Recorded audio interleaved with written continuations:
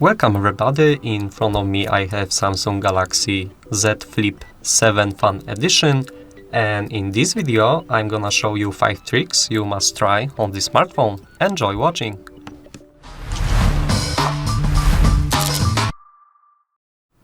So based on my personal use of this device, I use it a lot, and here's what I found. I'm gonna show you 5 tricks that you should know about after buying this device. Let's start with opening the settings and move to the display tab here. We have two good options. First one is accidental touch protection and the touch sensitivity.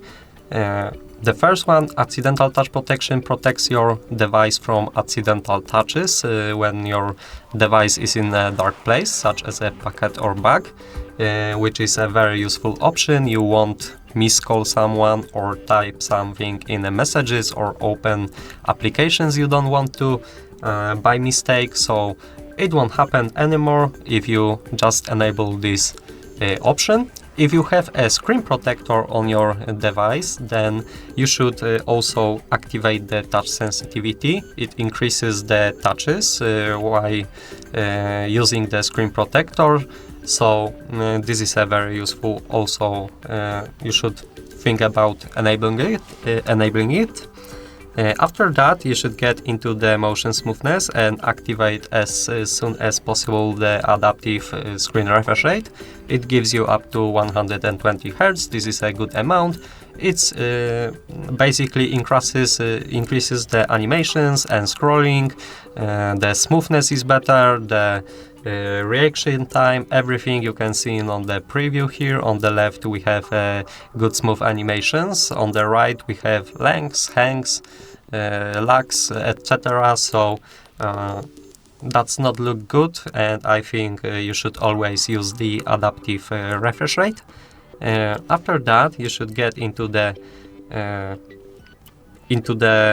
cover screen, because this is a flip device. Then it has this small screen on the front when it's flipped, and you can actually customize this screen. I'm gonna show you right now.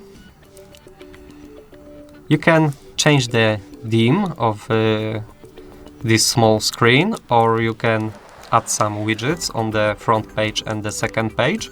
For example, I have the weather, calendar, the battery percentage. Also, if you enable the battery, then you will see status for the device, for Galaxy Watch, Galaxy Ring, or Galaxy Buds if you're using some of this, which is a very useful feature. And you can see the other smartcast for applications. Depends on your preferences, of course. You can set it up in a way you want. Let's choose the screen timeout after setting the theme and widgets. I think that 10 seconds is good enough.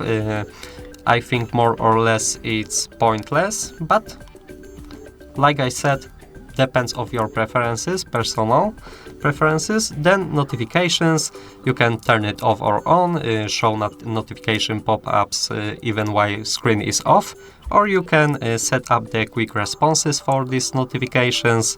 You can choose the default text or enter a quick response here. So yeah, that was the another trick. Now let's get into the advanced features and get into the side button. Here, make sure that you enable the double pressing the power button, which is here. It opens quickly the camera.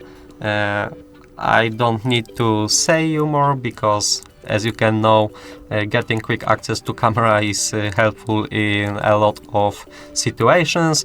After that, the long pressing this button, I mean the power button, opens the digital assistants of Google or Samsung assistants like Bixby, or it opens the power off menu You can set it up in a way you wish to use, but I think, in my personal opinion, the digital assistance of Google is just better.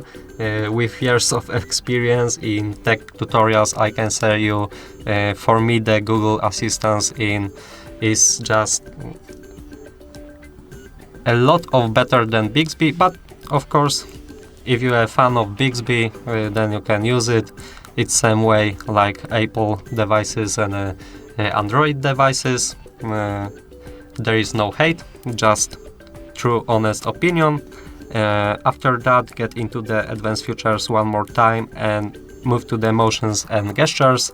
This is super useful features because you can activate such functions as lift to wake, double tap to turn on the screen, double tap to turn off the screen. So it works like this: if you double press the empty space on your home screen, then device just locks. So you don't need to every time press the power button if you don't want to. After that, we have the alerts when phone picked up,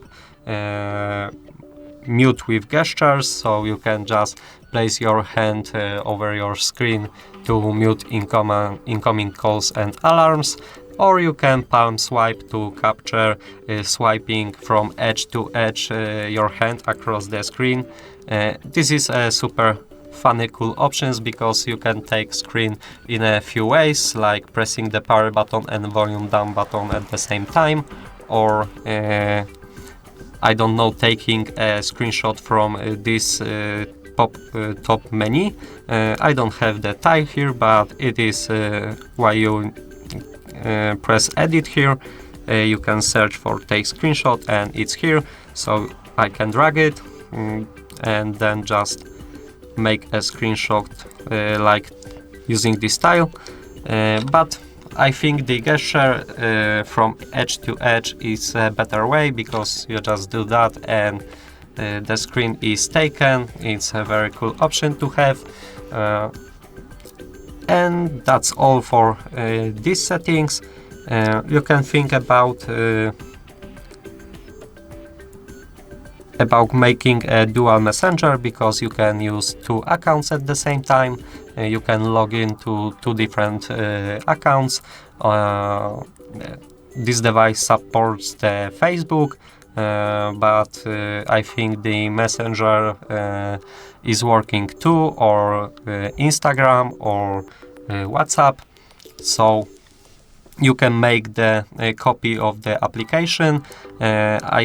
You see I have activated this, so I can open the app drawer, type the Facebook, and here I have the two applications, the original one and the copy, and I can log in on two different accounts and use it at the same time, which is very cool option to have.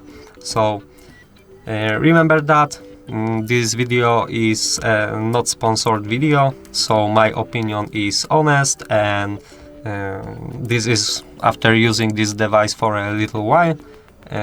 I think you can leave a comment if you want, leave a like, and you can also subscribe to our YouTube channels. Thanks for all. Goodbye.